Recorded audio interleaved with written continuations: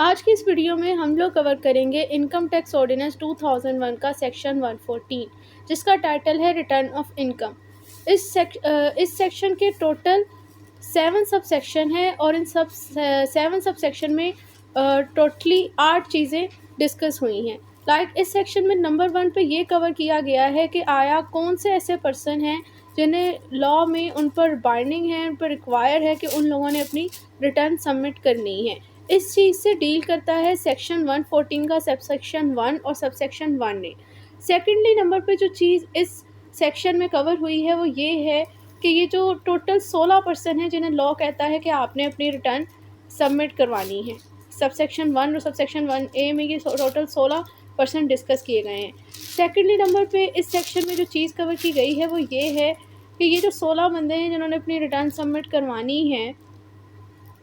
उन लोगों ने अपनी रिटर्न आया सबमिट किस प्रोसीजर के थ्रू करवानी है और उस रिटर्न के साथ क्या क्या डॉक्यूमेंट्स रिक्वायर्ड हैं बाय लॉ के आपकी रिटर्न के साथ वो चीज़ें अटैच होनी चाहिए। यानी आप कह सकते हो कि दूसरे नंबर पे जो इस सेक्शन में चीज़ कवर की गई है वो है procedure of the submission of return and plus document require to attach with return, कि कौन से डॉक्यूमेंट्स आपने लगाने हैं और क्या प्रोसीजर फॉलो करना है। इससे डील करता है सेक्शन 114 का सबसेक्शन 2। एंड थर्ड नंबर पे जो चीज़ इस सेक्शन में कवर हुई है वो ये है कि ये जो रिटर्न आप सबमिट कर रहे हो, लॉ आपसे रिक्वायर करता है उस रिटर्न को सबमिट करवाने का क्या प्रोसीजर है, उससे डील करता है सबसेक्शन 2A। और 4 नंबर पे जो चीज़ इस सेक्शन में कवर हुई है वो ये है कि ये जो रिटर्न आप पे रिक्वायर है कि आपने सबमिट करवानी है, आया वो कितने टाइम लिमिट में आपने सबमिट करवानी है, क्या टाइम पीरियड आपसे रिक्वायर है। और नॉर्मली जो है वो 1 साल के बाद आपने एक टैक्स पेयर ने अपनी रिटर्न सबमिट करवानी होती है। लेकिन यहाँ पर जो है सेक्शन में ये चीज़ डिस्कस की गई है कि साल से पहले भी कुछ ऐसी सिचुएशन है जिसमें एक टैक्स पेयर को अपनी रिटर्न सबमिट करवानी पड़ जाती है अगर कमिश्नर उससे रिक्वायर करे। इससे डील करता है सेक्शन 3, यानी टाइम लिमिट बताई गई है रिटर्न सबमिट करवाने के हवाले से। और नंबर 5 पे जो आइटम इस सेक्शन में कवर हुआ है वो ये है कि क्या एक रिटर्न टैक्स पेयर को जो उसने अपनी साल टैक्स ईयर के बाद सबमिट करवानी है, क्या कमिश्नर उससे उसे प्रीवियस टैक्स ईयर की रिटर्न सबमिट करवाने के लिए भी कह सकता है। कोई ऑन गोइंग टैक्स ईयर की तो रिटर्न आपने सबमिट करवानी ही है, क्या लॉ आपसे प्रीवियस टैक्स ईयर की भी टैक्स ईयर की टैक्स रिटर्न डिमांड कर सकता है। तो एक तो ये चीज़ इस सेक्शन में डिस्कस हुई है। इससे डील करता है सबसेक्शन 4 और सबसेक्शन 5 की डिमांड की जा सकती है, कितने साल की रिक्वायर की जा सकती है, इन दोनों सब सेक्शन में बताया गया है।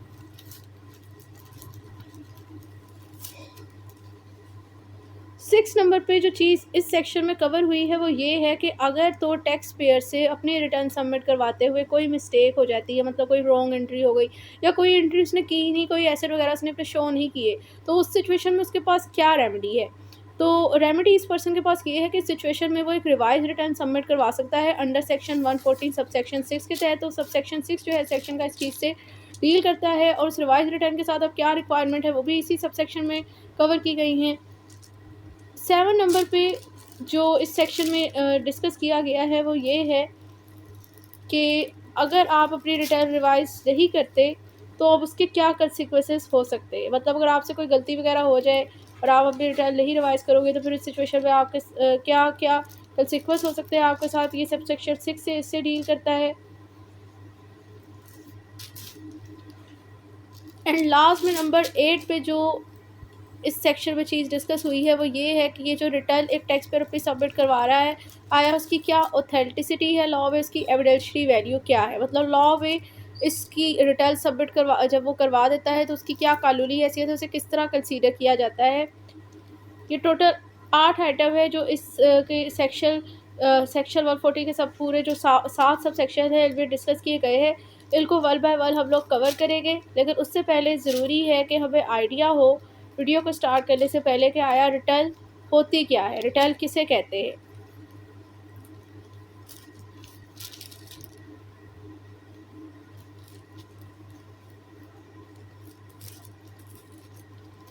कि रिटर्न किसे कहते हैं, तो रिटर्न जो है वो बेसिकली उर्दू में इसके लिए जो टर्मिनोलॉजी इस्तेमाल होती है लॉ में तो वो है गुशवारा, और इंग्लिश में रिटर्न है। रिटर्न बेसिकली है क्या, रिटर्न एक तरह की स्टेटमेंट है, डेक्लेरेशन है टैक्स पेयर की तरफ से कि जब वो अपनी टैक्स ईयर में रिटर्न सबमिट करवा रहा होता है जिसमें उसने ये चीज़ डिक्लेयर कर ली होती है एफपीआर को कि उसके पास इस टैक्स ईयर में उसकी कितनी इनकम है, कितने उसके पास एसेट है, कितनी उसके ऊपर लाइबिलिटीज़ है, कितने उसके एक्सपेंसेस है। ये सारी चीज़ें क्योंकि सेक्शन 140 के साथ ही अकॉर्डिंग टू लॉ सेक्शन 116 की भी स्टेटमेंट जमा करवा ली होती है, तो लिहाजा उसने अपने सोर्स ऑफ इनकम के साथ साथ अपने जो एक्सपेंसेस है उस टैक्स ईयर में वो भी उसने इसी रिटर्न को सबमिट करवाते हुए बताने होते हैं। तो रिटर्न बेसिकली एक तरह की डेक्लेरेशन होती है, एक स्टेटमेंट होती है टैक्स पेयर की तरफ से to inform the FPR authorities about of its asset income and expenses कि इसमें इसने बताना होता है उन्हें जब वो सबमिट करवाता है टैक्स ईयर में अपनी रिटर्न उसमें उसने ये चीज़ डिक्लेयर कर ली होती है कि इस टैक्स ईयर में मेरी कितनी इनकम थी, मुझे कितना प्रॉफिट हुआ, कितना गेन हुआ, कोई लॉस हुआ, क्या मेरे पास इस टाइम साथ साथ जात है, कितने पैसे अभी मेरे कैश इन हैंड है, क्या उसके पास है, मतलब अपनी इनकम की डिटेल उसने और अपने एसेट की डिटेल और एक्सपेंसेस की डिटेल इस रिटर्न में सबमिट करवा ली होती है। अब इसे स्टार्ट करते हैं। सेक्शन 114 जो सब 8 आइटम मैंने कहा इसमें 8 चीज़ें इस सेक्शन में डिस्कस हुई है, तो उनको वन बाय वन को कवर करते हैं। तो सबसे पहला चीज़ जो इस सेक्शन में कवर की गई है वो ये है कि बाय लॉ किस पर्सन पे रिक्वायर है कि उसने अपनी रिटर्न सबमिट करवा ली है।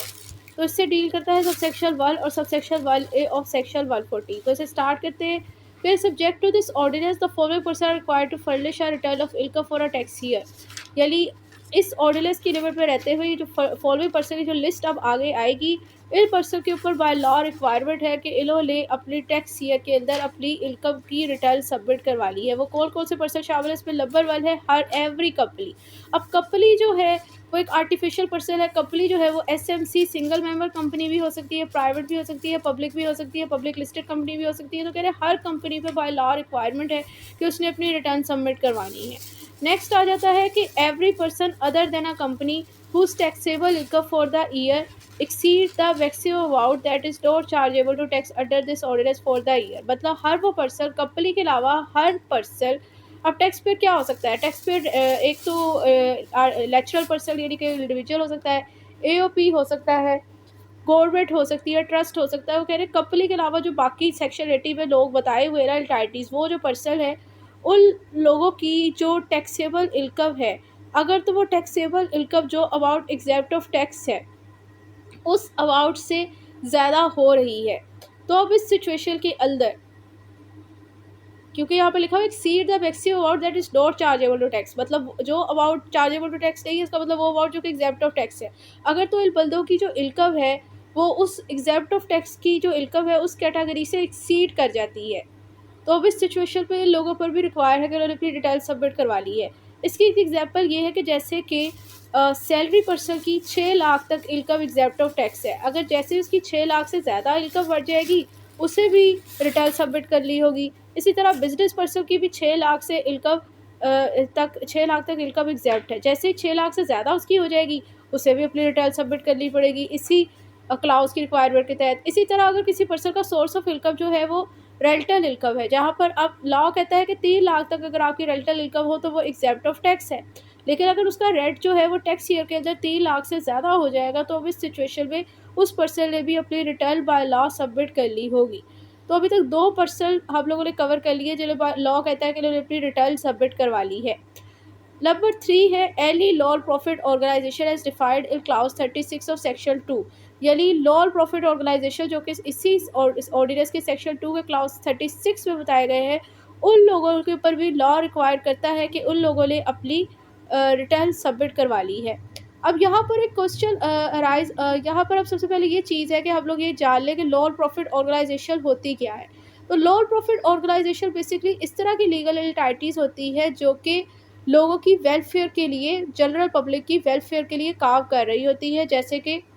कोई ट्रस्ट बेस्ड इंस्टीट्यूट हो गया, रिलीजियस इंस्टीट्यूट हो गया, या हॉस्पिटल वगैरह हो गया, या कोई स्कूल वगैरह, या कोई फंड वगैरह, या कोई एनजीओ जो कैचो चैरिटीज़ वगैरह करती है जो कि लोगों की वेलफेयर के लिए काम कर रहा कोई इदारा, तो उसे हम नॉन प्रॉफिट ऑर्गेनाइजेशन कह रहे होते हैं। जो कि जो ये खिदमत खलक कर रहा है इसके लिए वो बिल्कुल इनकी फ्री सर्विसेज होती है और ये लोगों से कुछ चार्ज भी ना करे, तो वो नॉन प्रॉफिट ऑर्गेनाइजेशन होती है। अब यहाँ पर क्वेश्चन ये अराइज होता है कि जब ये लोगों से कुछ चार्ज नहीं कर रही, इसका मतलब इसकी कोई इनकम ही नहीं है, तो रिटर्न में तो बेसिकली आपने अपनी इनकम बता ली है, तो लोअर प्रॉफिट ऑर्गेनाइजेशन को क्यों अपनी रिटर्न सबमिट करने के लिए कहा जा रहा है? तो इसका लॉजिक ये है कि भाई देखिए, बेशक उसकी कोई इनकम नहीं है लेकिन एक्सपेंसेस तो है।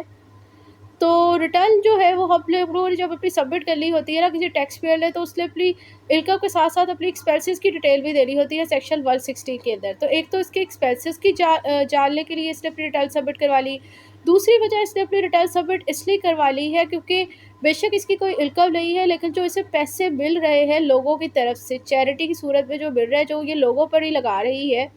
तो वो भी तो एक तरह से देखा जाए फ़ंड तो इसे आ रहा है ना, तो फ़ंड तो है। तो इसके फ़ंड जो हैं वो लोगों के लिए इस्तेमाल हो रहे हैं, और कोई अपने फिड्यूशरी रिलेशन में जो कि मानती रिलेशनशिप है इनका, उसमें किसी किस्म की ख़यानत ना करें, उस पर अकाउंटेबिलिटी रखने के लिए भी इनसे एफपीआर ये डिमांड करती है कि आप अपनी रिटर्न सबमिट करवाएं, जिसमें पता चले कि इतने इसे फ़ंड आए थे और इतना ही फिर इसने लोगों पर लगाया, और इतने इसके पास अभी बैंक बैलेंस पे है जो कि आगे ये अपने कोई चैरिटी वाले पर्पज़ पे ही पूरी करेगी। एक दूसरा लॉजिक ये है जो इनसे रिटर्न डिमांड करने का। तीसरा लॉजिक इस यहाँ पर ये है कि अ, हो सकता है कि कोई पर्सन अपनी ब्लैक मनी को वाइट मनी में कन्वर्ट करने की कोशिश करे लोअर प्रॉफिट ऑर्गेनाइजेशन की के कवर में छुप कर हो, क्योंकि इसकी पॉसिबिलिटी है कि हो सकता है कि एक पर्सन के कोई गैर कानूनी पैसे हो, जिसे वो इस तरह ही शो करे कि ये तो मेरा चैरिटी में जाता है, और वहाँ से चैरिटी, अब आपको क्या पता कि वो किस पर्पज़ के लिए वो क्या बिजनेस कर रही है। लाभ, यानी कि लाभ हो कि ये तो कि एक चैरिटेबल इंस्टीट्यूट है, लेकिन असल में वो ला हो, उसका कोई और मोटिव हो, तो उन पर अकाउंटेबिलिटी रखने के लिए, क्योंकि ज़ाहिर सी बात है जब अपनी रिटर्न सबमिट करवाएंगे तो वो अपने एसेट्स वगैरह सारी चीज़ें डिटेल तो प्रोवाइड करेगी ही, एक रिकॉर्ड उनका मेंटेन रहेगा, तो कोई जो है इसको मिस यूज़ ना कर सके इस अदारे को, इस पावर को, इसलिए भी इनसे भी रिटर्न डिमांड की जाती है। तो ये 3 लॉजिक है जिसकी वजह से नॉन प्रॉफिट ऑर्गेनाइजेशन की बेशक ला इनकम होने के बावजूद भी इनसे भी रिटर्न लॉ कहता है कि आपने भी अपनी रिटर्न सबमिट करवानी है। 3 पर्सन हो गए हैं जिन्होंने अपनी रिटर्न सबमिट करवा ली। नंबर 4 ये कह रहे हैं कि हर वो person, every person whose income for the year subject to file taxation under any provision of this ordinance. मतलब इस ऑर्डिनेंस के किसी प्रोविजन के तहत अगर किसी पर्सन की इनकम फाइनल टैक्सेशन की कैटेगरी में आती है, तो लॉ कहता है कि उसने भी टैक्स ईयर में अपनी रिटर्न सबमिट करवा ली है। फाइनल टैक्सेशन क्या है? ये बेसिकली ये होता है कि अगर किसी पर्सन की ना इनकम पर जस्ट एक टाइम सिंगल टाइम टैक्स लगना है, और उसके बाद वही अनफ होना है, और उसकी जो जितनी भी लाइबिलिटी, टैक्स लाइबिलिटी थी उस इनकम के हवाले से वो डिस्चार्ज हो जाती है। इसकी बेहतरीन एग्जांपल है section 156 of this income tax ordinance, जिसमें बताया हुआ है कि अगर आप लोग कोई प्राइज़ जीतते हो,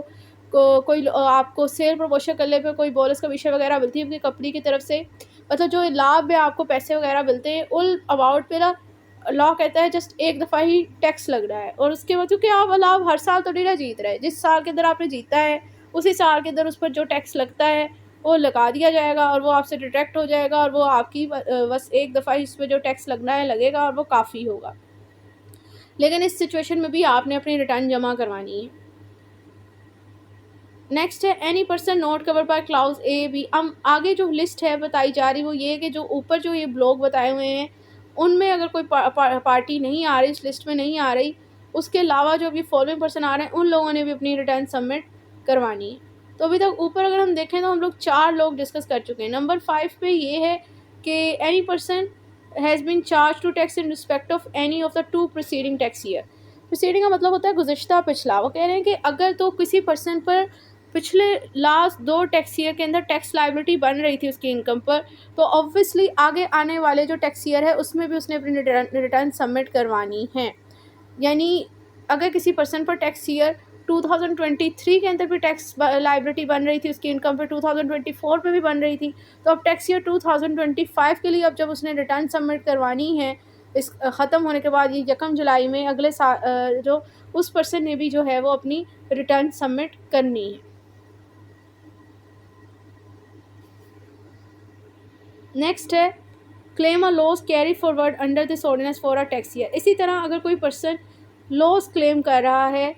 कि मुझे फ़ायदा नहीं हुआ इस टैक्स ईयर में, मुझे लॉस हो गया है, तो वो पर्सन ने भी अपनी रिटर्न सबमिट करवानी है। ये इसलिए इसे कहा जा रहा है कि हो सकता है एक पर्सन अपने आप को ये शो करके कि मुझे लॉस हो रहा है और अपनी टैक्स लायबिलिटी को रिड्यूस करे कि मुझे टैक्स ना पे करना पड़े, तो एफपीआर बेसिकली उससे एक रिकॉर्ड मांगती है कि अच्छा ठीक है, आपको लॉस तो हुआ है लेकिन आप अपनी रिटर्न सबमिट करवाएं, ताकि उस रिटर्न में वो चीज़ एग्जामिन कर सकें क्या यह वाकई से लॉस हुआ है कि ये टैक्स लायबिलिटी से बचने के लिए ऐसा कर रहा है। तो इसलिए ऐसे बंदे से भी रिटर्न डिमांड की जाती है, उसने अपनी रिटर्न सबमिट करानी है। नेक्स्ट है, any person who own immovable property with a land area of 500 square yard or more, or on any flat located in an area falling within a municipal limit। municipal limit होता है शहरी आबादी। मतलब कह रहे हैं अगर किसी पर्सन का शहरी आबादी में कोई इमूवेबल प्रॉपर्टी है या इमूवेबल प्रॉपर्टी जैसे लैंड वगैरह है, या कोई फ्लैट है जो कि जिसका एरिया कितना है, एरिया है उसका 500 स्क्वायर यार्ड या उससे ज़्यादा, यानी कि 16.5 मरले, तो उस पर्सन ने भी अपनी रिटर्न सबमिट करवानी है। लेकिन इसके लिए कंडीशन से पूरी करनी पड़ेगी कि कब इस केस में इस इतनी मरले की प्रॉपर्टी रखने के बाद आपको ये रिटर्न जमा करवानी पड़ेगी। अगर existing immediately before the commencement of the local government law in provinces और area in a cantonment Islamabad capital territory. मतलब कह रहे हैं अगर तो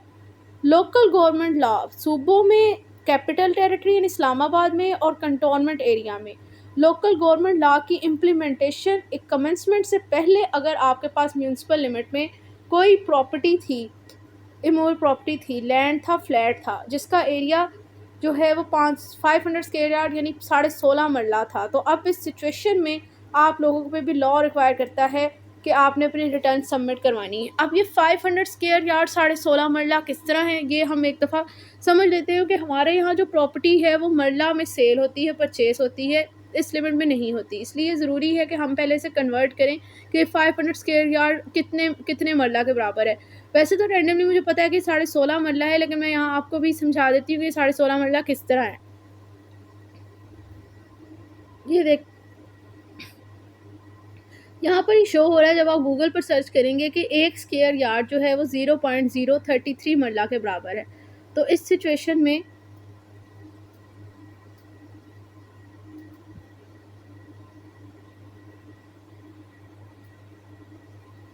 जो 500 स्क्वायर यार्ड है वो 16.5 मरले के बराबर होता है। अब अगर इसे मैथ की सिचुएशन से भी समझें कि जिस तरह हम लोग एक्स की वैल्यू निकालते हैं, कि हम ये करेंगे कि भाई देखें एक स्क्वायर यार्ड कितने मरला के बराबर था, 0.033, तो 500 स्क्वायर यार्ड कितने मरला के बराबर होगा, वहाँ हम लिखेंगे एक्स। फिर इनको हम लोग क्रॉस मल्टीप्लाई जब करेंगे 500 को 0.03 के साथ, तो अब इस सिचुएशन में हमें एक्स की वैल्यू पता चल जाएगी जो कि 16.5 मरला आएगी। तो हमें पता चल जाएगा कि 500 स्क्वायर यार्ड जो है वो 16.5 मरला के बराबर होता है। नेक्स्ट, किस पर्सन पे लॉ रिक्वायर करता है किसने अपनी रिटर्न जमा करवानी है, तो ये बताया गया है कि on immovable property with a land area of 500 square yard और more located in a rating area. तो अगर कोई पर्सन रेटिंग एरिया में, रेटिंग एरिया बेसिकली वो एरिया होता है जहाँ पर प्रॉपर्टी की वैल्यू डीसी डिटरमाइन करता है, और इसके अलावा रेटिंग एरिया में वो एरिया आता है जहाँ पर प्रॉपर्टी टैक्स लगता है। एक रेलेवेंट लॉ है, मैं एक दफ़ा से सर्च करती हूँ। रेटिंग एरिया को भी समझते हैं। वैसे यहाँ पर जो बताया गया है वो ये कह रहे हैं कि अगर आपका रेटिंग एरिया के अंदर कोई इमूवेबल प्रॉपर्टी हो जिसका एरिया 500 स्क्वायर यार्ड हो या इससे ज़्यादा हो, यानी 16.5 मरला या उससे ज़्यादा हो, तो उस बंदे के ऊपर भी ऑब्लिगेशन है कि उसने अपनी रिटर्न सबमिट करवानी। अब रेटिंग एरिया क्या होता है इसे हम देख लेते हैं।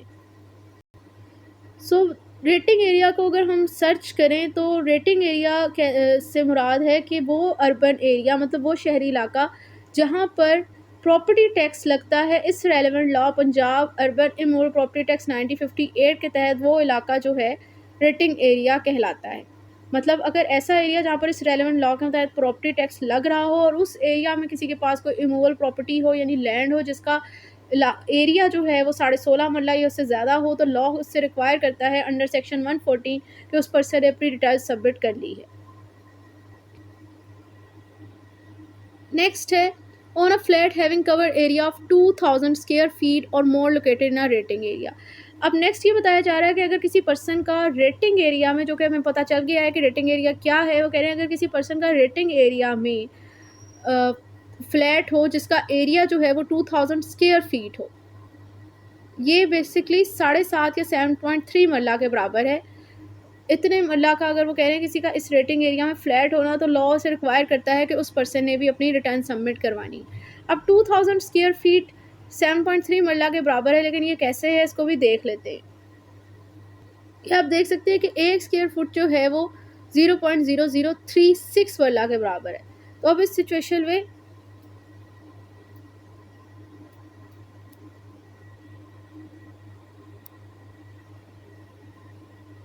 जो 2000 स्क्वायर फुट है वो 7.34 मरला के बराबर होगा। अगेन वही इसी तरह जैसे हम मैथ में एक्स की वैल्यू निकालते हैं, इसी तरह आप इसको भी फाइंड आउट कर सकते हैं कि मिसाल के तौर पर आप लिखेंगे कि 1 स्क्वायर फुट कितने मरला के बराबर था, 0.036 के बराबर था। अब उसी को 0.0036 के बराबर था। अब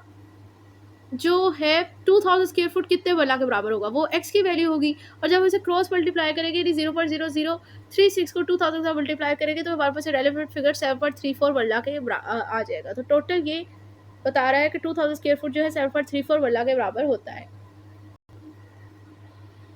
नेक्स्ट है कि अगर किसी पर्सन के पास कोई मोटर व्हीकल यानी गाड़ी वगैरह है जिसकी इंजन कैपेसिटी जो है वो 1000 सीसी है से ज़्यादा हो, अगर 1000 सीसी तक है, अप टू, अगर लॉ में वर्ड लिखा होता अप टू 1000 सीसी, तो तब तो होता कि भाई जिसकी कैपेसिटी जो है वो 1000 सीसी तक है तब भी उसने रिटर्न सबमिट करवा ली है। लेकिन लॉ में वर्ड लिखा हुआ है अबव 1000 सीसी, यानी अगर किसी की जो पास गाड़ी है और उसकी इंजन कैपेसिटी 1000 सीसी से ज़्यादा है, तब लॉ से रिक्वायर करता है कि आपने अपनी रिटर्न सबमिट करवा ली है। अगर 1000 तक होगी, 1000 से कब होगी, बिलो होगी, अप टू होगी, तो अब इस सिचुएशन में आपके ऊपर रिटर्न जमा करवाना लाजिम नहीं। लेकिन ये भी हम लोग देखते हैं कि अगर किसी पर्सन की टैक्सेबल इनकम जो है वो उसकी उस एग्जेप्शन लिमिट से एक्सीड कर जाए और वो अपनी रिटर्न सबमिट करवा रहा होता है, तो लॉ उससे कहता है आपके पास जो भी एसिड है वो भी आप डिक्लेयर करो, और आपने अपने एसिड भी डिक्लेयर कर लिए होते हैं। तो बाज़ लोगों की सिर्फ मोटरसाइकिल 70 सीसी का होता है, 125 होता है, तो अब इस सिचुएशन में उसकी इंजन कैपेसिटी ज़्यादा नहीं होती, पर फिर भी वो एसिड भी डिक्लेयर कर रहे होते हैं। डिक्लेयर करना अलग बात है, लेकिन बाइल्ड हो जाना इंजन कैपेसिटी पे वो अलग बात है।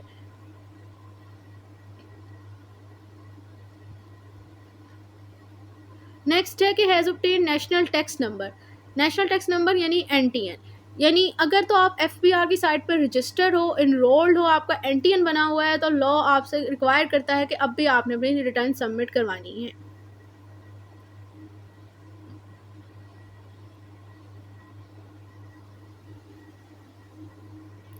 ये बहुत इंपॉर्टेंट है NTN वाला पॉइंट। इस तरह के बाज़ लोग अपना बिज़नेस रजिस्टर करवा लेते हैं और सर्टिफिकेट लेने के बाद वो कहते हैं बस दैट्स अनफ, और उसके बाद वो कहते हैं कि हमें ज़रूरत ही नहीं है। हालांकि अब चूँकि उनका NTN बन गया है, और NTN बस ऐसी ही कोई चीज़ नहीं होती, उसके बाद लॉ आपसे रिक्वायर करता है, आप देख सकते हैं कि इधर लिखा हुआ है कि अगर किसी पर्सन के पास NTN है तो उसे लॉ में है कि उसने अपनी रिटर्न सबमिट करवानी है। अगर आपके पास NTN है, अपनी रिटर्न सबमिट नहीं करवाते, तो आपको 114 सबसेक्शन 4 का नोटिस आ सकता है, और अगर आप उसकी भी कंप्लायंस नहीं करते तो आपको 182 का नोटिस आ सकता है, आपके खिलाफ 191 की कार्रवाई हो सकती है। तो ये डेंजरस हो सकती है सिचुएशन, इसलिए अगर आपके पास NTN है तो लॉ आपको कहता है कि आपने अपनी रिटर्न सबमिट करनी है। नेक्स्ट आ जाता है कि it is a holder, any person who is a holder of commercial और industrial connection of electricity where the amount of annual bill exceed ₹500,000। मतलब अगर किसी पर्सन का जो है इलेक्ट्रिसिटी का मीटर है, और वो इलेक्ट्रिसिटी का मीटर की नेचर क्या है कि वो कमर्शियल है, इंडस्ट्रियल है। कमर्शियल ये या तो उसकी दुकान का है, इंडस्ट्रियल ये उसकी कोई फैक्ट्री वगैरह उसका है, और वहाँ पर जो सालाना बिल है उस इलेक्ट्रिसिटी के मीटर का वो 5 लाख से ज़्यादा है। तो अब इस बंदे को भी लॉ कहता है कि आपने भी अपनी रिटर्न सबमिट करवानी है।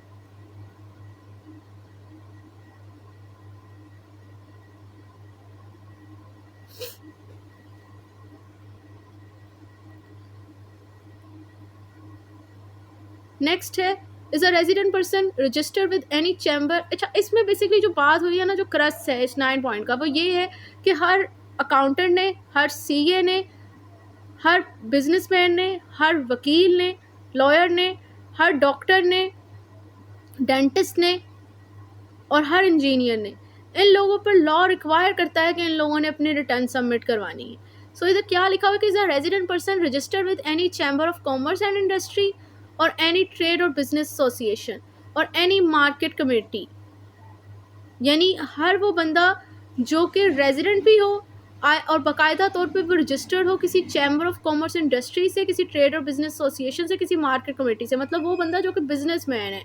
इस तरह की इदारों से वो बाकायदा रजिस्टर्ड है, रेजिडेंट बंदा है, यानी पाकिस्तान का रिहायशी। उसके अलावा वो, और इसके अलावा क्या, रजिस्टर्ड हो किसी प्रोफेशनल बॉडी से। उस प्रोफेशनल बॉडी में कौन सी आ सकती है? Pakistan engineering council. इसमें कौन रजिस्टर्ड होते हैं? इंजीनियर। या वो रजिस्टर्ड हो Pakistan medical and dental council से। इसमें कौन रजिस्टर्ड होते हैं? Doctor and dentist. फिर है पाकिस्तान बार काउंसिल और एनी प्रोविजनल बार काउंसिल। इसमें कौन रजिस्टर्ड होते हैं? वकील। And institute of chartered accountant of Pakistan और institute of cost and management accountant Pakistan. इसमें कौन रजिस्टर्ड होंगे? सीए, जैसे आईसीएपी, और इस में रजिस्टर होते हैं, और ये चार्टर अकाउंटेंट रजिस्टर होंगे, और कौन होंगे? अकाउंटेंट रजिस्टर होंगे। तो इन बंदों के ऊपर ये ऑब्लिगेशन है, लॉ इनसे रिक्वायर करता है कि इन लोगों ने अपनी रिटर्न जमा करवानी है। नेक्स्ट है कि is a resident person being an individual required to file foreign income and asset statement under section 116A। अगर एक पर्सन जो कि है तो पाकिस्तान का ही रेजिडेंट, यानी 183 डेज या उससे ज़्यादा पाकिस्तान के अंदर रह रहा है, लेकिन 116A की रिक्वायरमेंट उसे कहती है कि उसने अपनी फ़ॉरेन इनकम और एसेट की भी स्टेटमेंट जमा करवानी है। मतलब उसके गैर मुल्की में कोई सासाजात और इनकम है, बेशक पाकिस्तान में रह रहा है लेकिन बाहर भी उसके कोई एसेट और इनकम है, तो उस पर्सन को भी लॉ कहता है कि आपने अपनी रिटर्न जमा करवानी है। नेक्स्ट है कि पर्सन और class of person notified by the board with the approval of the minister in charge. Minister in charge यानी finance minister and board mean FPR। मतलब वो बंदे जिन्हें FPR बाकायदा फाइनेंस मिनिस्टर के अप्रूवल के साथ नोटिस भेजती है कि आप अपनी रिटर्न जमा करवानी है, तो इन लोगों ने भी रिटर्न सबमिट करनी है। नेक्स्ट आ जाता है सेक्शन 1 ने, जो कि वैसे तो ओमिट हो जाना चाहिए लेकिन इन्होंने यहाँ पर लिखा हुआ है तो इसलिए हम इसे पढ़ लेंगे। तो ये कह रहे हैं कि every individual whose income under the head income from business. हर वो बंदा जिसकी इनकम जो है का सोर्स ऑफ इनकम क्या है, किस हेड में फॉल कर रहा है? इनकम फ्रॉम बिजनेस में। और इसकी अमाउंट जो है वो इनकम की कितनी हो रही है? 3 लाख से ज़्यादा, लेकिन 4 लाख से कम है टैक्स ईयर में। तो इस बंदे पे भी रिक्वायरमेंट है कि उसने अपनी रिटर्न जमा करवानी है। अब ये एक तरह से देखा जाए तो जो सबसेक्शन 1 है ये ओमिट क्यों हो जाना चाहिए? वो इसलिए क्योंकि ये जो इसका सबसेक्शन 1A है ना, ये इसकी सेक्शन 114 के सबसेक्शन 1 की क्लाउज A, B की वायलेशन कर रहा है। क्यों? क्योंकि वहाँ पर ये लिखा हुआ था कि अगर किसी पर्सन की जो टैक्सेबल इनकम है, वो जो अमाउंट एग्जाम्प्ट ऑफ टैक्स है उससे एक्सीड कर जाए, तब लॉ से कहता है कि आप अपनी रिटर्न जमा करवाओ। और यहाँ पर ये क्या कह रहा है कि भाई आपका जो बिजनेस वाला बंदा है, उसकी इनकम अगर 4 लाख से एक्सीड ना कर रही हो, पर 3 से ज़्यादा हो जाए, तो उसने अपनी रिटर्न जमा करवानी है। जबकि बिजनेस वाले बंदे की कहाँ तक इनकम एग्जाम्प्ट ऑफ टैक्स है? 6 लाख तक। तो जब उसकी 6 लाख से ज़्यादा हुई ही नहीं है, तो उससे क्यों आप सब सेक्शन 1A के अंदर कह रहे हैं कि अपनी रिटर्न जमा करवाएं? तो इस बेस के ऊपर ये ओमिट हो जानी चाहिए, लेकिन इधर लिखा हुआ है अभी तक, जब तक FBR किस पर नज़र नहीं पड़ती और ये नहीं निकलती, तो तब तक तो फिर हमें इसे पढ़ना पड़ेगा।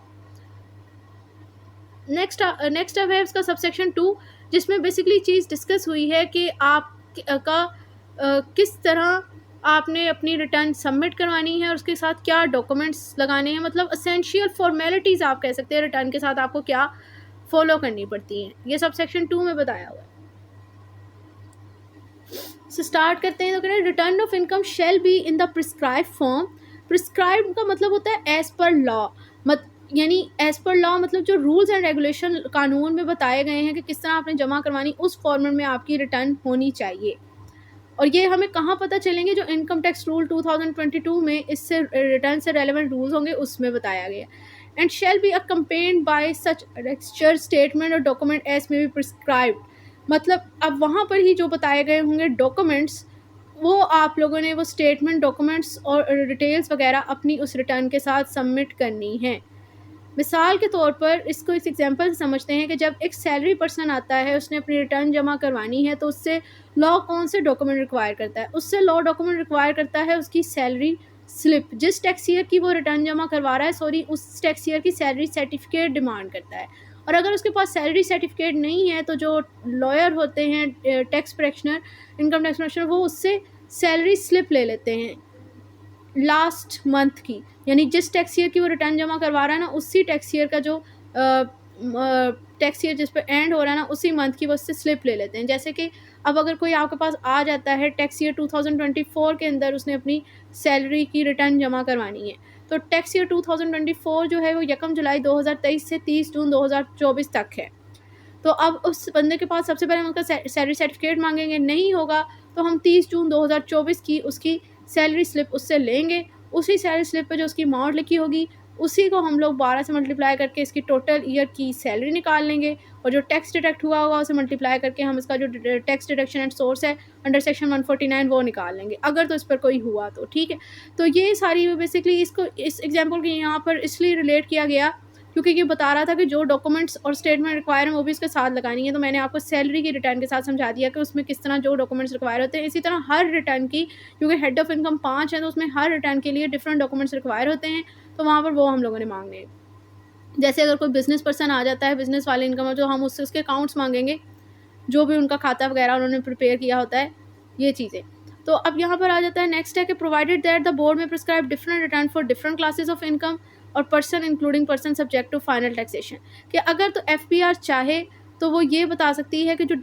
मुख्तलिफ लोगों के वगैरह डिफरेंट सोर्स ऑफ इनकम है और डिफरेंट कैटेगरी के पर्सन हैं, तो जिसमें वो पर्सन भी शामिल हैं जिनकी इनकम फाइनल टैक्स रिजीम की कैटेगरी में आती है, मतलब जिसमें एक दफ़ा ही टैक्स लगना है, तो एफपीआर जो है उनके लिए डिफरेंट कैटेगरी की रिटर्न भी बता सकता है, भी स्पेसिफाई कर सकता है कि आपने ये सबमिट करनी है। इसकी एक बेहतरीन एग्जांपल ये है कि जब हम लोग एफपीआर के पोर्शन पर जाते हैं, तो वहाँ पर जब हम लोगों ने रिटर्न सेलेक्ट करनी होती है ना, तो वहाँ पर आ रहा होता है कि return for AOP, company, individual, normal return, simplified return, salary person, business person. ठीक है, ये एफपीआर ने बेसिकली डिफरेंट लोगों के लिए, क्योंकि उनकी डिफरेंट सोर्स ऑफ इनकम है ना, तो उनके लिए डिफरेंट तरह की रिटर्न के फॉर्मेट स्पेसिफाई किए हुए हैं। लेकिन हम लोग क्या करते हैं प्रैक्टिस में, हम लोग सब एक नॉर्मल रिटर्न का ही फॉर्मेट ले लेते हैं और उसी में हम सबकी जिसका जो उनसे हेड में इनकम आ रही है उसको वहाँ पर ऐड करके सबमिट कर देते हैं। सो नेक्स्ट आ जाता है कि shall fully state all the relevant particulars और information as specified in the form of return including a declaration of record keep by the tax payer. अब इस सिचुएशन में ये बताया जा रहा है कि भाई आपने जो भी रिटर्न में जो इन्फॉर्मेशन आपसे डिमांड की गई है ना, वो आपने सारी एज इट इज़ सही से बतानी है। जो रेलेवेंट मटेरियल्स आपके पास है वो आपने बताना है। इसके अलावा कोई रिकॉर्ड वगैरह आपने मेंटेन किया हुआ है तो वो भी आपने बताना है। इसको मैं आपको एफपीआर के पोर्टल से जाके ही इस बी क्लाउज को ज़रा डिटेल से समझाती हूँ। जैसे कि अब ये एफपीआर का पोर्शन है, यहाँ पर बता रहे हैं कि अगर आपका जो भी सोर्स ऑफ इनकम है, जैसे सैलरी है या प्रॉपर्टी से आ रहा है, बिजनेस से, कैपिटल गेन जो आपको शो हो रहा है यहाँ पर। अब यहाँ पर अगर हम सिलेक्ट करते हैं कि बिजनेस को के बजाय हम लोग ये एम्प्लॉयमेंट पे सैलरी ही सिलेक्ट कर लेते हैं, तो अब सैलरी के अंदर इस पर्सन की जो भी है, मिसाल के तौर पर ये इसके पास शो नहीं हो रहा, जैसे कि यहाँ पर ये शो हो रहा है कि उस पर लिखा हुआ था कि आपके पास जो भी रेलेवेंट इन्फॉर्मेशन है ना, जो भी रिटर्न में बताया गया है कि जो जो चीज़ें स्पेसिफाइड है वो आपने सारी बतानी है। जैसे अब यहाँ पर सैलरी में ये रिटर्न में क्या चीज़ स्पेसिफाइड है, वो कह रहे हैं कि आपके पास कोई आपको पे मिल रही है, वेजेस या दूसरे रेमुनरेशन जिसमें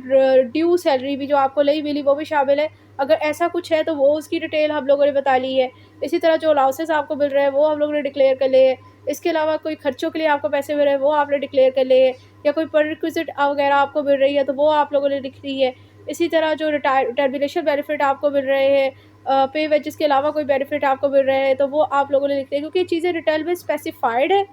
तो आपके पास अगर तो है, आपको ये सारी चीज़ें मिल रही है, मतलब अगर तो आपको सिर्फ आपकी पे ही मिल रही है तो बस आप उसे डिक्लेयर करेंगे। लेकिन अगर आपको कुछ और भी मिल रहा है तो वो चीज़ें भी आपने डिक्लेयर कर ली है। इसी तरह बिजनेस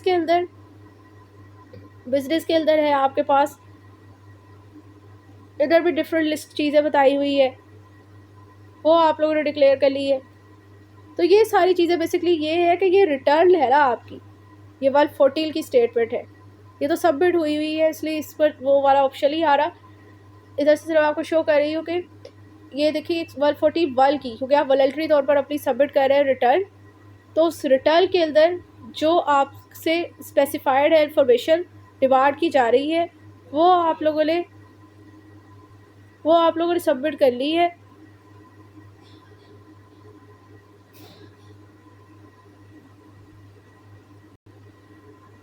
नेक्स्ट है सी, shall be signed by a person being an individual or the person representative where section 172 apply। अब यहाँ पर ये बताया जा रहा है कि जो रिटर्न है उसमें आपके पास सबसे पहले तो ये बताया ना कि जो डॉक्यूमेंट्स आपसे लॉ रिक्वायर करता है वो डॉक्यूमेंट्स आपको उसके साथ होने चाहिए, जो जो इन्फॉर्मेशन आपसे मांगी गई है वो इन्फॉर्मेशन आपने बतानी है, जो कोई रिकॉर्ड आपने पास रखा हुआ है अपनी इनकम का, अपने एक्सपेंसेस का, वो भी आप लोगों ने बताना है। नेक्स्ट है कि जब ये सारी डॉक्यूमेंट्स भी आपने लगा दिए, जो जो इन्फॉर्मेशन आपसे डिमांड की गई थी वो भी आप लोगों ने लगा दी, अब वो कह रहे हैं कि अब आपने इसको साइन भी करना है। साइन बेसिकली जब हम लोग अपनी रिटर्न जमा करवा रहे हैं तो जो हमारी पिन होती है ना, जब हम लोग सबमिट करने लगते हैं रिटर्न को, तो वो हमारी पिन ही बेसिकली हमारा साइन कहलाती है। Pin stand for personal identification number, ये आपका डिजिटल साइन कहलाया जाता है। जब आप लोग अपनी रिटर्न सबमिट करवा रहे थे तो वहाँ पर सबसे पहले आपके पास आता है, क्योंकि ये डिक्लेरेशन है, एक हलफनामा है, तो आपसे पूछा जा रहा होता है कि भाई ये बिल्कुल इन्फॉर्मेशन ठीक है, तो आप कह रहे होते हैं कि हाँ ये बिल्कुल इन्फॉर्मेशन ठीक है। जैसे ही आप अपनी पिन डालते हो तो वो इस तरह की वेरिफिकेशन होती है कि ये बिल्कुल ठीक थी और पिन ही आपका साइन होता है। खैर अलबत्ता यहाँ पर जो है वो प्रैक्टिकल प्रोसीजर से ज़्यादा जो यहाँ पर जो थेरी है वो ये बता रहे हैं कि इस पर आपके साइन होने चाहिए। साइन के लिए अब दो पॉसिबिलिटी है कि अगर तो बंदा अपनी रिटर्न खुद ही सबमिट करवा रहा है ना, तो एक इंडिविजुअल टैक्स पेयर है तो उसके अपने साइन होने चाहिए, उसकी पिन होनी चाहिए। और अगर सेक्शन 172 अप्लाई हो रहा है तो फिर उसके रिप्रेजेंटेटिव की। अब सेक्शन 172 के अंदर क्या सिचुएशन है, इसमें काफ़ी सारी सिचुएशन है, दो तीन मैं यहाँ पर डिस्कस कर देती हूँ। सेक्शन 172 में ये है कि जैसे कि हमें पता है कि टैक्स पेयर कंपनी भी हो सकती है, AOP भी हो सकती है, फर्म भी हो सकती है। तो वहाँ पर ये है कि अगर तो ये जो टैक्स पेयर है वो कंपनी है तो सेक्शन 172 के अंदर जो कंपनी का हेड है ना, उस पर्सन के साइन रिक्वायर होंगे। इसी तरह फर्म की सिचुएशन में फर्म के किसी भी पार्टनर के भी साइन रिक्वायर हो सकते हैं। और AOP की सिचुएशन में जो उसका हेड होगा पार्टनरशिप का, उस पर्सन की साइन रिक्वायर होगी। जब उसने रिटर्न जमा करवा ली है तो उसके साइन होते हैं। ठीक है, तो आई होप ये पॉइंट समझ आ गया होगा। अगर इन तीनों बातों को याद रखने की हम सब इस तरह समझे कि फॉर एग्जांपल अगर आप किसी जगह पे एडमिशन ले रहे होते हो तो आपको एक परफॉर्मा मिलता है, उस परफॉर्मा में आपसे आपकी इन्फॉर्मेशन मांगी जा रही होती है, जैसे आपका ईमेल, आपका फ़ोन नंबर, आपका एड्रेस, आपके CNIC नंबर, आपके वालिद का क्या नाम है, आपके कितने मार्क्स थे, क्योंकि एडमिशन फॉर्म होता है ना। फिर आपसे सबूत के तौर पे मांगा जा रहा होता है कि जो जो डॉक्यूमेंट्स हैं आपके पास इस चीज़ पर कि आया वाकई आपने मैट्रिक में इतने नंबर लिए थे, आपने फ़लाँ एंट्री टेस्ट में इतने नंबर लिए थे। वो कहते हैं कि आप साल में डॉक्यूमेंट्स लगाओ। डॉक्यूमेंट्स का पर्पस हमेशा हर जगह पे प्रूफ के तौर पर एविडेंस ही होता है, तो वो भी हमसे डॉक्यूमेंट्स मांगते हैं। लास्ट में हम लोग उस चीज़ को कि ये परफॉर्मा ठीक है, हम लोग उसे साइन कर देते हैं और एडमिनिस्ट्रेटिव डिपार्टमेंट में सबमिट करवा देते हैं फॉर एडमिशन पर्पस। तो सेम रिटर्न वाले केस में भी यही है, इसका प्रिस्क्राइब फॉर्मेट यही है कि आपसे रिटर्न में जो जो इन्फॉर्मेशन है, आपका जौन सा भी सोर्स ऑफ इनकम है, आया सैलरी या बिजनेस है, रेंटल है, अब आपके पास जो भी सोर्स से इनकम आ रही है आपने वो बतानी है, किस किस तरह पैसे आ रहे हैं वो सारी डिटेल बता के उसके सबूत के तौर पर आपके पास जो कि ये पैसे मुझे इस तरह मिल रहे हैं, कोई डॉक्यूमेंट्स वगैरह है तो वो डॉक्यूमेंट्स आपने लगाने। लास्ट में आपने इस चीज़ को साइन कर देना है, वेरिफिकेशन करनी है, पिन लगा देनी है, आपका काम ख़त्म हो जाएगा। तो अब नेक्स्ट ये है कि ये बिल्कुल उसी तरह ही आप समझ सकते हो कि जिस तरह आप एडमिशन के लिए अप्लाई कर रहे हो और वो एक प्रोसीजर फॉलो किया जा रहा है, इसी तरह जब आप रिटर्न जमा करवा रहे हो तो यहाँ पे भी एक प्रोसीजर है, प्रोसीजर ऑलमोस्ट सेम ही होते हैं। तो नेक्स्ट है कि shall be compared with evidence of payment of due tax as per return of income.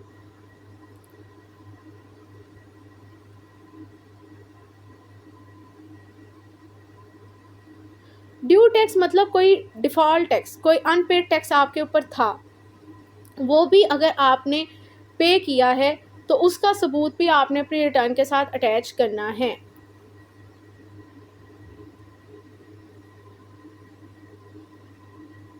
साल के तौर पर अगर कोई पर्सन टैक्स ईयर ख़त्म हो गया और टैक्स ईयर ख़त्म होने के बाद लेट फाइलर अब होगा, बाद टैक्स ईयर का टाइम पीरियड ख़त्म हो गया और उसके बाद वो अपनी रिटर्न जमा करवाता है, तो सेक्शन 182A के तहत उस पर्सन के ऊपर अब उसे पेनल्टी लगती है। अगर तो वो इंडिविजुअल है 1000 रुपये की, तो वो 1000 रुपये का टैक्स भी उसने पे करना है, तो उसका एविडेंस भी उसने साथ में अटैच करना है अपनी इनकम के साथ। बेसिकली प्रैक्टिकली ये अटैच नहीं करना होता, ये बस आपने चालान जमा करवाना है।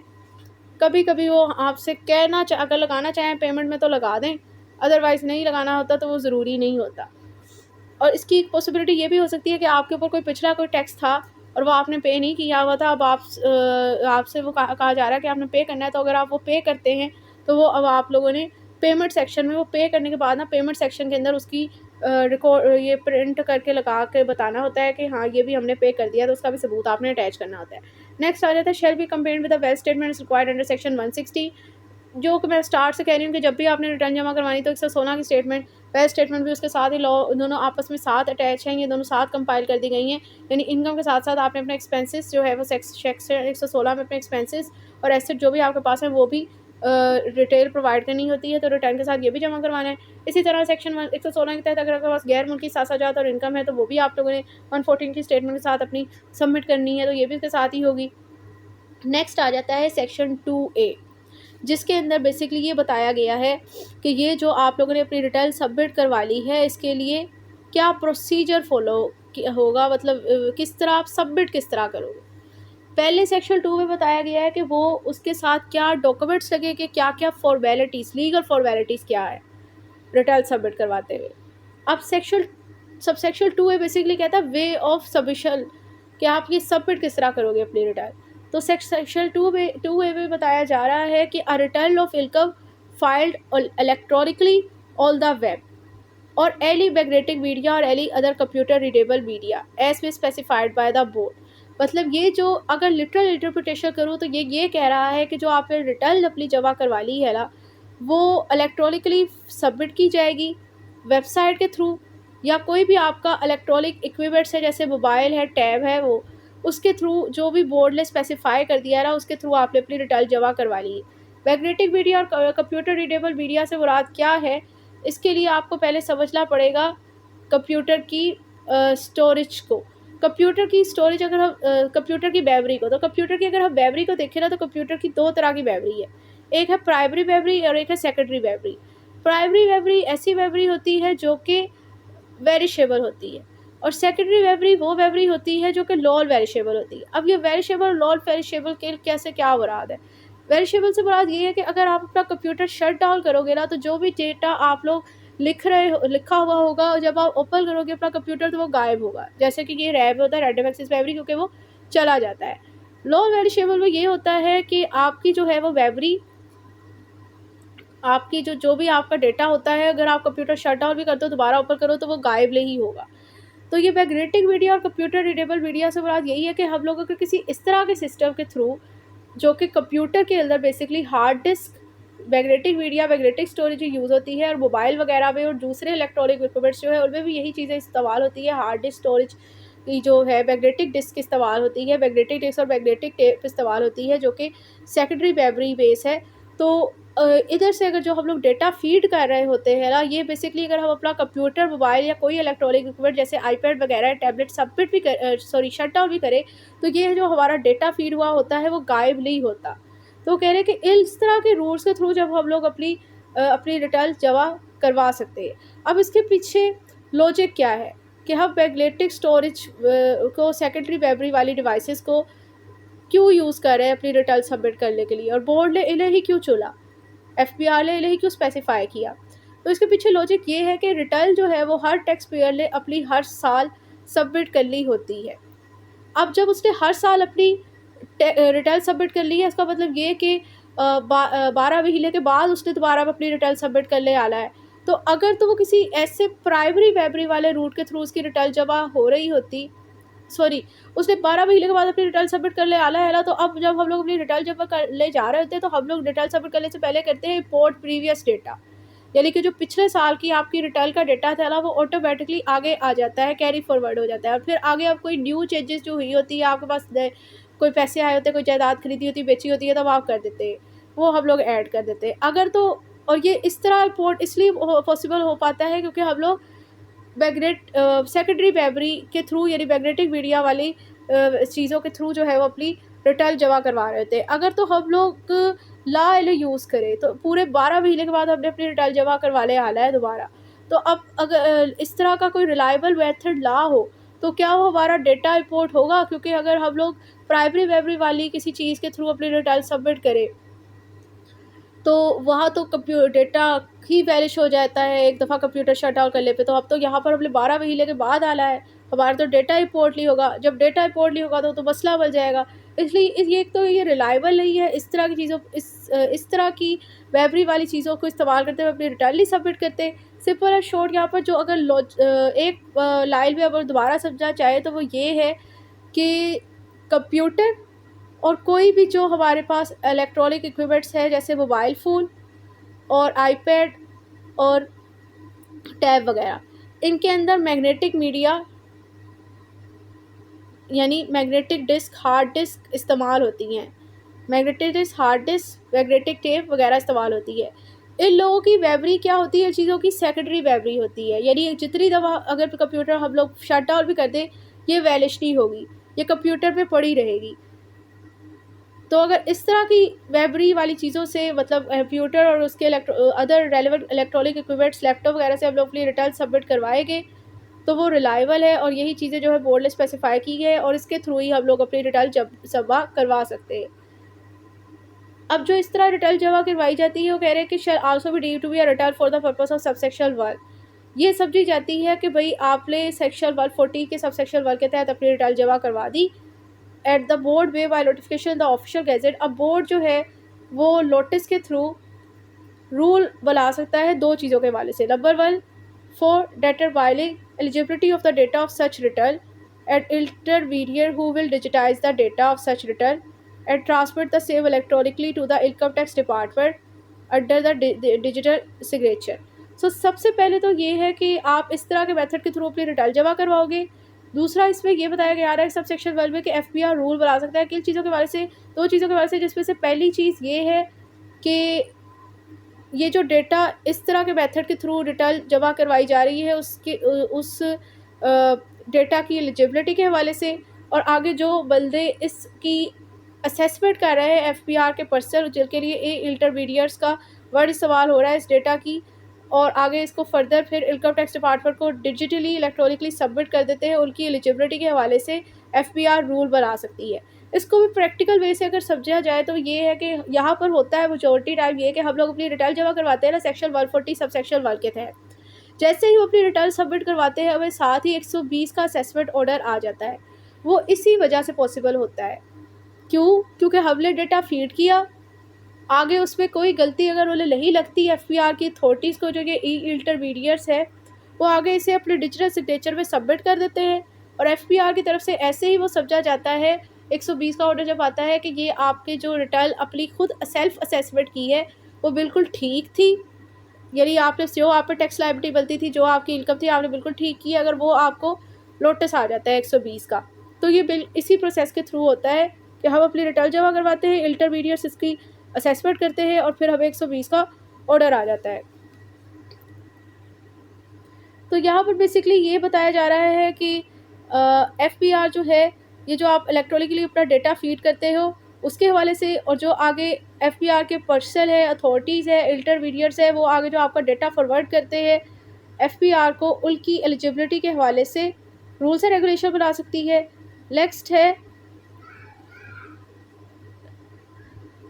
Other matter related to electronic filing of return statement document. और इसी तरह जो इलेक्ट्रॉनिकली हम अपनी रिटर्न जमा करवा रहे हैं, स्टेटमेंट और डॉक्यूमेंट जमा करवा रहे हैं, उनसे रेलेवेंट भी जो है FPR रूल्स एंड रेगुलेशन बना सकती है। तो आई होप यहाँ तक जो इसके सबसेक्शन 2A तक हम लोगों ने कवर किया है, यहाँ तक तो ऑल क्लियर हो गया होगा, समझ आ गई होगी। नेक्स्ट है सबसेक्शन 3, जिसमें ये बताया जा रहा है कि नॉर्मली हमें अपनी रिटर्न जो है सबमिट कर ली है, जो सेक्शन 114 में जो 16% हमने ऊपर डिस्कस किया है, अपनी रिटर्न सबमिट कर ली है, ये इन्होंने किस टाइम लिमिट तक सबमिट कर ली, कब इन पर लॉ रिक्वायर करता है कि उन्होंने जमा करवा ली है, और आया जो जनरल टाइम पीरियड है उससे पहले भी उससे रिक्वायर किया जा सकता है। तो सबसेक्शन 3 में बेसिकली ये वे एक क्लू मिलता है कि ये जो टाइम पीरियड है ना रिटर्न जमा करवाने का, बेसिकली है तो यही कि हर टैक्स ईयर जमा करवा ली है। टैक्स ईयर जो है वो 12 मंथ का होता है, तो इससे हमें ये अंदाज़ा हो जाता है कि हर 12 माह के बाद हर टैक्स ईयर में हमने अपनी रिटर्न जमा करवा ली है। सबसेक्शन 3 में बताया जा रहा है कि कुछ पॉसिबिलिटी ऐसी भी है जिसमें कमिश्नर आपसे रिक्वायर कर सकता है कि ये 12 महीने से कम टाइम पीरियड में, यानी कि टैक्स ईयर पूरा नहीं भी हुआ तो उस सिचुएशन में भी, तो सबसेक्शन 3 में बेसिकली सिचुएशन बताई गई है कि किस सिचुएशन में जो 12 मंथ का टाइम साइकिल है, यानी टैक्स ईयर के कंप्लीट होने से पहले भी जो है वो कमिश्नर कुछ लोग आपसे रिटर्न सबमिट करने के लिए कह सकता है। सब सेक्शन 3 में क्या बताया गया है? Commissioner may by notice in writing require a person और a person representative as the case may be to furnish return of income. The commissioner may, by notice in writing, require a person or a person representative, as the case may be, to furnish a return of income by the date specified in the notice for a period of less than 12 month. So वो कह रहे हैं कि commissioner अगर चाहे तो वो 12 महीने से पहले उससे कम टाइम पीरियड में भी जो है वो रिटर्न की डिमांड कर सकता है। किससे? एक पर्सन से, यानी टैक्स पेयर से खुद भी, या उसके रिप्रेजेंटेटिव से भी। रिप्रेजेंटेटिव से सेक्शन 172 की कंडीशन जब अप्लाई होगी तो तब डिमांड करता है। वो कह रहे हैं इनसे जो है वो कह सकता है कि आप अपनी रिटर्न जमा करवाओ, और इसके लिए उसे वो रिटर्न नोटिस देना पड़ेगा। और कब इनसे कह सकता है कि आप 12 महीने, अभी टैक्स ईयर ख़त्म भी नहीं हुआ और उससे कम टाइम पीरियड में वो उनसे कब डिमांड कर सकता है पर्सन से, उसे रिप्रेजेंटेटिव से रिटर्न जमा करवाने की, जब ये 3-4 कंडीशन जो है वो फुलफ़िल हो रही हों। सो सबसे पहली कंडीशन है द पर्सन हैज़ डाइड, यानी अगर एक पर्सन की डेथ हो गई है तो अब इस सिचुएशन में उसके लीगल रिप्रेजेंटेटिव से कमिश्नर कह सकता है बाय रिटर्न नोटिस कि आप जो है वो रिटर्न सबमिट करवाओ। नेक्स्ट है कि जब the person has become bankrupt और गॉन इनटू लिक्विडेशन। अब यहाँ पर ये है कि अगर ये जो टैक्स पेयर है ये बैंकरप्ट हो जाए, लिक्विडेट ये है कि यानी कि वाइंड अप हो जाए। अब बैंकरप्ट जो है वो कंपनी भी हो सकती है, फर्म भी हो सकती है, एओपी हो सकती है, और एक इंडिविजुअल भी हो सकता है। लिक्विडेशन की अगर हम बात करें तो ये बेसिकली सिर्फ आर्टिफिशियल पर्सन ही है, वही वाइंड अप होता है कि हो सकता है कि कोई फर्म है, एओपी है, कंपनी है, वो अब ख़त्म हो, अपने आप वाइंड अप कर रही है, अपने आप को ख़त्म कर रही है। तो अब इस सिचुएशन में इस तरह अगर हो जाए तो अब इस सिचुएशन में भी वो कह सकता है कि आगे अपने रिटर्न सबमिट करवाएं। लिक्विडेशन मतलब ये समझ लें कि अगर कंपनी लिक्विडेट हो रही है, वो अपने आप को वाइंड अप कर रही है, तो अब इस सिचुएशन में वो उसके रिप्रेजेंटेटिव को सेक्शन 172 में जो है उसका जो हेड है उसको कहेगा कि भाई आप जो है ना रिटर्न जमा करवाओ। नेक्स्ट है कि अगर एक पर्सन जो है वो मुकम्मल जो है परमानेंटली, मतलब मुस्तकिल तौर पर जो है वो पाकिस्तान छोड़ रहा हो, तो अब इस सिचुएशन में भी वो इससे इसकी रिटर्न सबमिट करवाने के लिए कह सकती है। इसका लॉजिक पीछे ये है कि जो पाकिस्तान लीव कर रहे होते हैं मुस्तकिल तौर पर, उनसे इसलिए कहते हैं कि आप जो है अपनी रिटर्न सबमिट कराएं,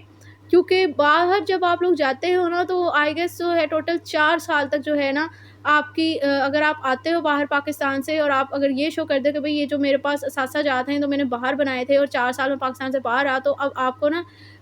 उसके ऊपर टैक्स नहीं देने की ज़रूरत होती है, आप एग्जाम्प्ट ऑफ टैक्स में चले जाते हो। तो वो इसीलिए वो कहते हैं कि आप यहीं से पाकिस्तान छोड़ने से पहले ही हमें बता कर जाएँ कि आपके साथ-साथ अभी कितने हैं, कि कोई उस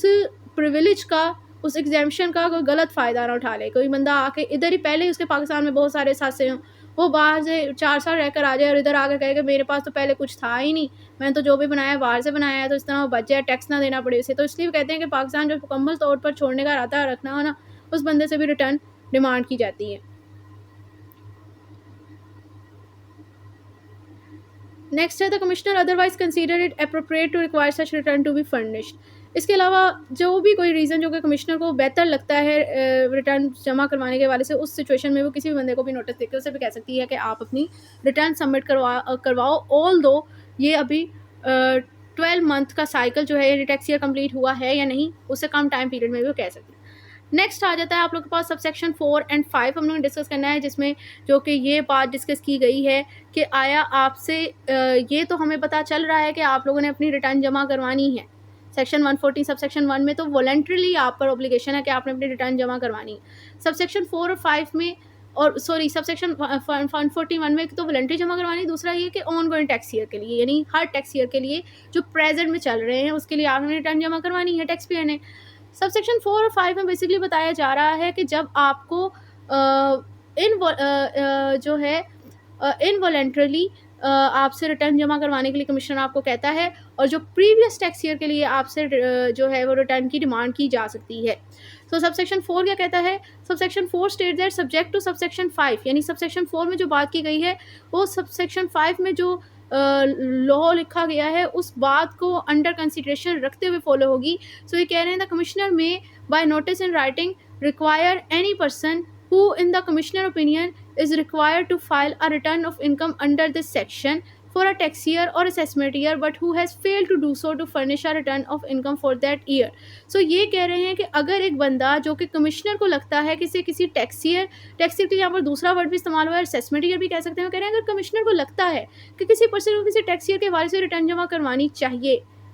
थी, तो अगर उस पर्सन ने अपनी उस टैक्स ईयर के हवाले से रिटर्न सबमिट नहीं की, हु हैज़ फेल्ड, इसका मतलब ये चीज़ गुजर चुकी, ये पास बन गया, पास परफेक्ट सेंटेंस लिखा हुआ, मतलब पास उसने पर्सन ने अपनी रिटर्न नहीं जमा करवाई थी उस टैक्स ईयर के हवाले से। तो अब इस सिचुएशन में कमिश्नर जो है, क्योंकि उसे तो लगता है कि भाई इसे उस टैक्स ईयर की रिटर्न जमा करवानी चाहिए थी, अब इस सिचुएशन में कमिश्नर उसे नोटिस दे सकता है, रिटर्न नोटिस देगा, जिसके अंदर with in 30 day from the service of such notice commissioner में लाओ, ठीक है, वो उसे कहेगा कि भाई अब 30 दिन का नोटिस भी दे सकता है, इससे ज़्यादा टाइम पीरियड भी हो सकता है, इससे कम टाइम पीरियड भी हो सकता है, जो भी कमिश्नर से अलाउ करे, इसमें वो कहेगा कि भाई आप अपनी ना रिटर्न जमा करवाओ प्रीवियस टैक्स ईयर की, सेक्शन 140 सबसेक्शन 4 के तहत।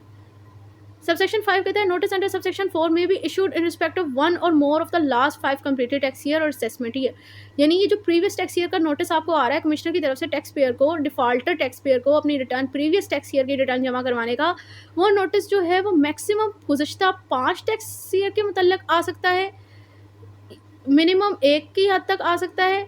या 1 से ज़्यादा आ सकता है, 5 से ज़्यादा नहीं आ सकता। सो नेक्स्ट है कि provided that in case of a person who has not file return for any of the last 5 completed tax year, मतलब अगर एक पर्सन ने अपनी गुज़श्ता 5 सालों की टैक्स ईयर की रिटर्न ही नहीं सबमिट की,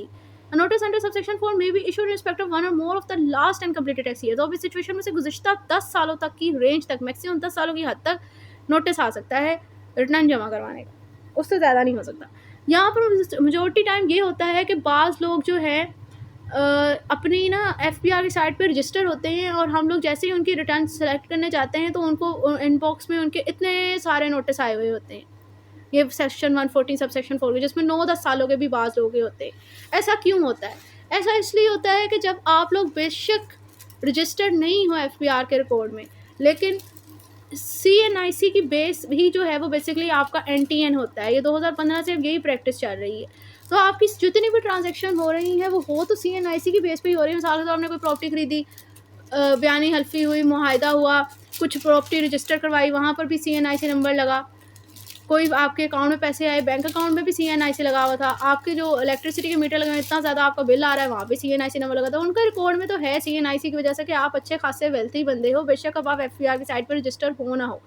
तो उनको लगता है कि भाई आपने अपनी रिटर्न जमा करवानी थी। तो अब अगर आप एक काफ़ी टाइम के बाद भी आओगे और आप अच्छे खासे वेल्दी बंदे थे, आपको इतनी इनकम थी जिस पर टैक्स लगना था, तो वहाँ पर आपको सेक्शन 114 के सब सेक्शन 4 के नोटिस आपको देखने को मिल जाएंगे। लेकिन इतना कोई मसला नहीं होता, इससे भी बचने की सिचुएशन है, लेकिन यहाँ पर जो कि प्रैक्टिकल का पॉइंट ऑफ व्यू नहीं है, इसलिए यहाँ पर हम इसको डिस्कस नहीं करेंगे। नेक्स्ट आ जाता है provided further that the time limitation provided under this subsection shall not apply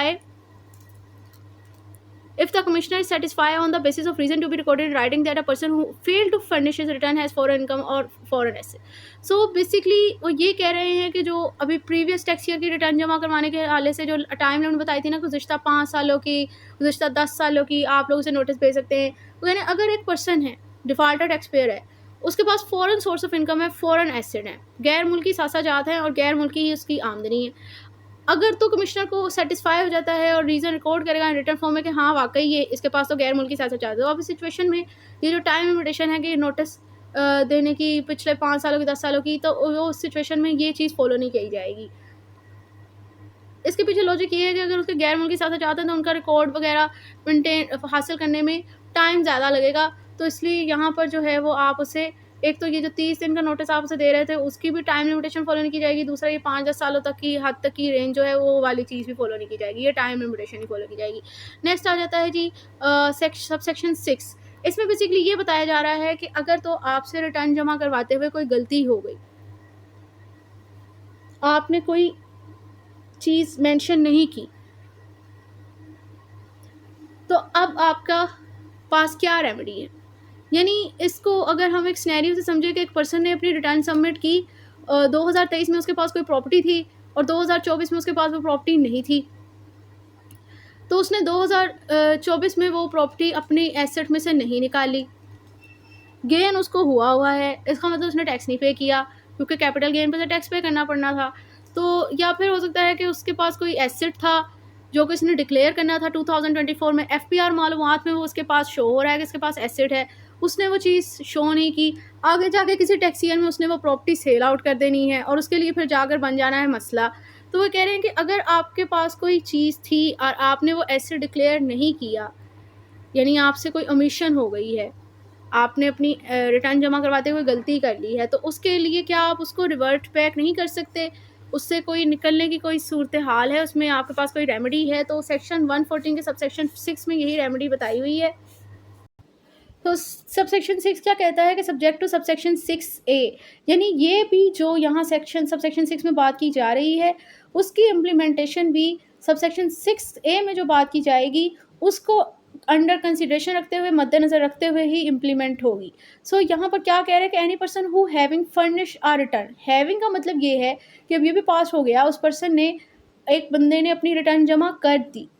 discover any omission और रॉन्ग स्टेटमेंट देयर इन, और बाद में उसे पता चलता है कि ओमिशन ये कि मैंने कोई चीज़ मेंशन करनी थी, मैंने ये मेंशन नहीं की। मिसाल के तौर उसने कोई जायदाद खरीदी हुई थी, उसने उसको डिक्लेयर नहीं किया, या रॉन्ग स्टेटमेंट दे रहे, इतनी उसकी सैलरी नहीं थी या उतनी उसकी आमदनी नहीं थी बिज़नेस की जितनी उसने, या इतनी उसके सर्विसेज से पैसे नहीं मिल रहे थे जितना उसने डिक्लेयर कर दिया, रॉन्ग स्टेटमेंट दे दी है। तो या कोई एसेट उसकी नहीं थी, उसके बारे में उसने गलत बता दिया कि ये मेरी है। अगर अगर किसी पर्सन ने रिटर्न जमा करवा दी, बाद में उसे पता चलता है कि क्या कोई चीज़ वो मेंशन करना भूल गया है, या जो चीज़ उसने मेंशन की है उसने गलत मेंशन कर दी है, देन ही सच पर्सन में फाइल रिवाइज रिटर्न। तो ये बंदा जो है वो सिचुएशन में उसके पास ये रेमेडी है कि वो अपनी रिटर्न को रिवाइज कर सकता है, वो रिवाइज रिटर्न जमा करवाएगा। और ये रिवाइज रिटर्न जो है ये इल फॉलोइंग कंडीशन को मद्देनज़र रखते हुए की जाएगी। मतलब आप ये कह सकते हो कि रिवाइज रिटर्न के साथ जो लवाजमात है, जो फॉर्मेलिटीज़ है, वो भी सबसेक्शन 6 में बताई गई है, उनको साथ लगाते हुए आपने करना है। Where it is compared by the revise account और revise audit account as the case may be, यहाँ पर आपने अपनी रिटर्न को रिवाइज करते हुए रिवाइज अकाउंट और रिवाइज ऑडिट अकाउंट भी साथ लगा लें। ये बेसिकली होता क्या है, यही होता है कि जो आपकी प्रीवियस रिटर्न होती है ना, इसको आपने प्रिंट करना होता है, नहीं सॉरी, इसमें ये होता है कि जो अब आप लोग अपनी रिटर्न रिवाइज कर रहे हो ना, जहाँ आपकी गलती है ना वो आपने ठीक कर ली है, उसके बाद आपने उसका प्रिंट निकालना होता है और फिर अटैचमेंट में जाके रिवाइज अकाउंट का जो फॉर्मेट आ रहा है वहाँ पर आपने इसको अटैच कर देना है, तो ये वहीं से आपकी ठीक हो जाती है। नेक्स्ट है प्रोवाइजो के commissioner may waive this condition if the commissioner satisfy that filing of revise account और audit account is not necessary. अगर एक कमिश्नर अगर चाहे ना तो वो ये कंडीशन, अगर उसे लगता है कि भाई ये रिवाइज ऑडिट अकाउंट और ऑडिट अकाउंट को सबमिट करना जरूरी नहीं है, तो वो इस कंडीशन को वेव ऑफ भी कर सकता है। अब हमें किस तरह पता चलेगा कि कमिश्नर ये कंडीशन वेव ऑफ कर दी? होता ये है कि जब हम लोग अपनी रिटर्न को रिवाइज कर रहे होते हैं ना, तो हम अपनी रिटर्न को जो जैसे ही रिवाइज करने के लिए सबमिट पे जाते हैं ना, सब कुछ ऑल सेट करने के बाद ठीक करेगा जो हमारी गलती है, वहाँ पर सिस्टम हमसे मांगता है कि भाई सबमिट अटैच रिवाइज अकाउंट लगाए। तो इसका मतलब ये है कि ये कंडीशन वेव ऑफ ली हुई है। अब सिस्टम आपसे रिक्वायर कर रहा है कि it is necessary to attach your revise account statement along with your revise return. वो अब हमसे मांग रहे हैं तो अब हमें लगानी पड़ेगी, लेकिन अगर हो जाए पॉसिबिलिटी ये है कि अगर वो हमसे ना मांगे, तो इसका मतलब ये है कि ये कंडीशन वेव हो गई, वो खुद भी नेसेसरी नहीं समझ रहे, और सेट है, आप आगे बढ़ो, अल्लाह का नाम लेकर सबमिट कर दो। अब अभी तक जितने केसेस पहले किए अभी तक मेरे साथ, तो रिटर्न रिवाइज करने की अव्वल तो ज़्यादा सिचुएशन से आई ही नहीं, क्योंकि आप पहले ही सही रिटर्न सबमिट करते हैं। लेकिन अगर 2-3 केसेस में जो आई है उसमें अभी तक ऐसा कोई साले या नहीं हुआ कि मुझसे उन्होंने रिवाइज अकाउंट ला मांगा, वो हमेशा मांगते, तो सिस्टम आपसे डिमांड करता है। नेक्स्ट आ जाता है G, the reason for reviewal of return in writing duly signed by the tax payer are filed with the return. ठीक है, आप लोगों ने रीजन ऑफ रिटर्न भी सबमिट कर ले हैं, जिस पर आपके साइल वगैरह होने चाहिए, जो ठीक है, यानी कि एक तो रिवाइज अकाउंट लगाना है, दूसरा रीजन ऑफ रिटर्न भी आप लोग लगा लें, जिस रीजन ऑफ रिटर्न पे आपके साइल वगैरह भी होने चाहिए। ये एक मिनट मेरे पास आई थिंक ये कहीं लिखा हुआ है रीजन ऑफ रिटर्न का, ये भी मैं आपको दिखा देती हूँ कि प्रैक्टिकली किस तरह का होता है। सो ये सिंपल सी एक आप लोगों ने पीडीएफ बनाना है, जिसमें आप बस इतना ये आपने रीज़न ऑफ रिटर्न लिखना है, और इस तरह की एक एप्लीकेशन होती है। और इससे ज़्यादा आपने इस पे कुछ नहीं लिख रहा होता, 1-1.5 लाइन का। आगे भी फर्दर आप जब इसके सेक्शन पढ़ेंगे तो वहाँ पर हमें नज़र आएगा कि रीज़न ऑफ रिटर्न में आप ये कह सकते हो कि भाई कोई मैथमेटिकल एरर हो गया, कोई जो है क्लरिकल मिस्टेक हो गई। अब जैसे क्या, क्योंकि इधर जो है ये बेसिकली अकाउंट्स है, सारा जो आप रिटर्न जमा करवा रहे हो उसमें हम लोग क्या लिख रहा है, मैथ के फिगर से ये हो सकता है कोई फिगर मुझसे गलत लिख हो गया हो, कोई प्रॉपर्टी वगैरह मुझसे ना लिखी हो, कोई ह्यूमन एरर ही हो सकता है, हालांकि मुझसे मिस्टेक हो गई जिसकी वजह से मैं निगलेक्ट हो गई। सिस्टम एरर तो नहीं हो सकता, क्योंकि आप जब कैलकुलेट करते हो तो हमें साथ के साथ बताता रहता है कि ये चीज़ आपके ऊपर इतनी टैक्स लायबिलिटी बन रही है, इतने आपके प्रीवियस ईयर के एसिड है, करंट ईयर के हैं, लेट एसिड आपके इतने जा रहे हैं, तो आपसे कोई मिस्टेक हो सकती है। तो वो आप लोग इसका द रीज़न ऑफ रिटर्न में ये लिखेंगे कि ह्यूमन एरर है, और आप अपना ये लगा कर अपनी रिटर्न को रिवाइज कर लेंगे। नेक्स्ट है कि भाई ये जो आपको कमिश्नर का अप्रूवल भी रिटर्न फॉर्म में चाहिए होगा अपनी रिटर्न को रिवाइज करने के लिए। सो रिटर्न को जब आप रिवाइज करें तो reason of return, revise account और कमिश्नर अप्रूवल रिटर्न फॉर्म, ये सारी चीज़ें आपने इसके साथ अटैच कर ली है। रिवाइज अकाउंट की सबमिट की करने की ज़रूरत है जब कमिश्नर वेव ऑफ कर दे, और कमिश्नर का अप्रूवल भी आपको नहीं चाहिए होता। इसके लिए भी कुछ आगे कंडीशन है जो कि भी आगे आएगी। नेक्स्ट ये है कि जब आप लोगों ने अपनी रिटर्न रिवाइज कर ली उस टाइम क्या करना है, अपने taxable income declare is not less than and loss declare is not more than income और loss as a case may भी डिटरमाइंड बाय एन ऑर्डर। वगैरह इस रेलेवेंट सेक्शन के तहत, अब ये बेसिकली असेसमेंट के सेक्शन है, जब एफपीआर की अथॉरिटीज़ खुद आपने जो रिटर्न जमा करवाई है ना उसकी असेसमेंट करती है। वगैरह अगर आपको इन रेलेवेंट सेक्शन के तहत कोई ऑर्डर आ जाता है तो अब जो इन्होंने असेसमेंट की है उसके अंदर जो उन्होंने आपकी टैक्सेबल इनकम डिक्लेयर की है और जो आपका लॉस उन्होंने डिक्लेयर किया है, अब जो उन्होंने आपकी टैक्सेबल इनकम डिक्लेयर की है उससे आप लोग ज़्यादा कर सकते हो, अपनी रिटर्न को रिवाइज करते हो उससे कम नहीं कर सकते। इसी तरह जो उन्होंने आपका लॉस की असेसमेंट की है, डिक्लेयर किया है, वो लॉस भी आप जो है वो ज़्यादा नहीं कर सकते।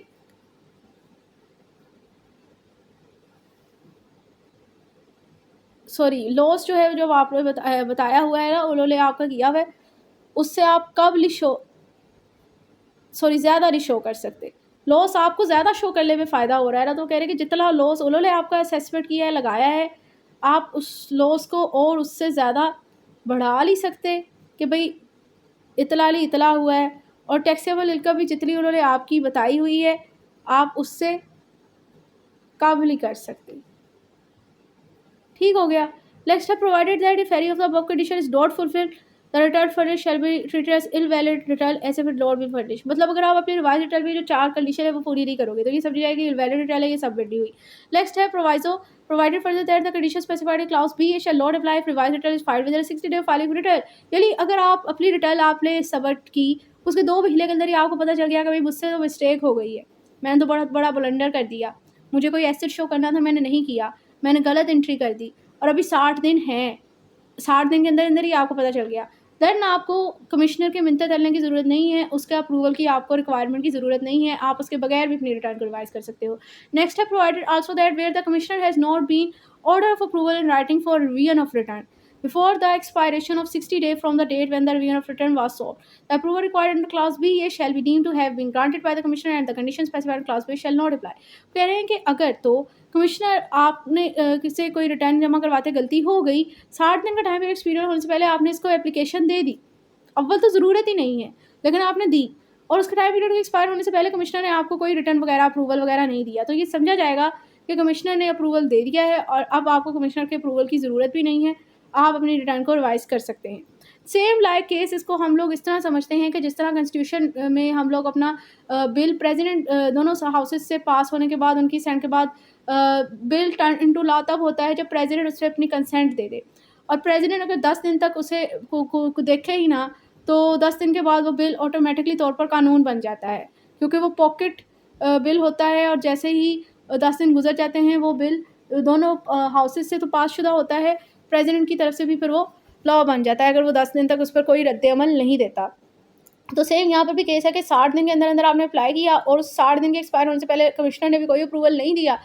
तो तो वही समझा जाएगा कि उसने अप्रूवल दे दिया है, अब आपको उसकी ज़रूरत भी नहीं है इसके अप्रूवल की, आप अपने रिटर्न को रिवाइज़ करें। नेक्स्ट है proviso provided also that condition specified in clause B A shall not apply and the approval required shall be deemed to have been granted by the commissioner if the commissioner has not made ये same वही condition है clause A में, इसलिए दोबारा इसे repeat करने की ज़रूरत नहीं है। बी है taxable income declare is more than और loss declare is less than the income और loss as the case may be determined under section 120।